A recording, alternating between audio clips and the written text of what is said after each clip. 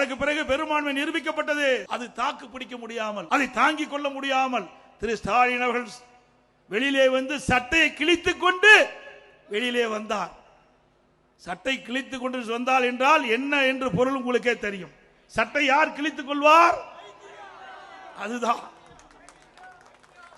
அதேபோல் 2026 சட்டமன்ற தேர்தலும் அதிமுக பெரும்பான்மையான இடங்களிலே வெற்றி பெற்று ஆட்சி அமைக்கும். அதே நிலையிலே தான் ஸ்டாலின் இருப்பார்.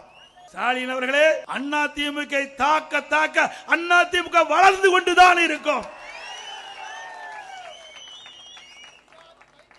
இன்றைக்கு ஆட்சி பொறுப்பேற்று 4.5 ஆண்டு காலம் நிறைவேற்ற பெற்று விட்டது. இந்த 4.5 ஆண்டு திராவிட முன்னேற்ற கழக ஆட்சியில என்ன சாதனை படைத்தீர்கள் தமிழ்நாட்டு மக்களுக்கு சிந்தித்து பாருங்கள். அனைத்து இந்திய அண்ணா திராவிட முன்னேற்ற கழக ஆட்சியிலே கொண்டு வரப்பட்ட திட்டம், முடிக்கப்பட்ட திட்டத்தை தான் நீங்கள் ரிப்பன் வெட்டி திறந்து வைத்துக் கொண்டிருக்கிறீர்கள். வேற என்ன சாதனை செய்தீர்கள்?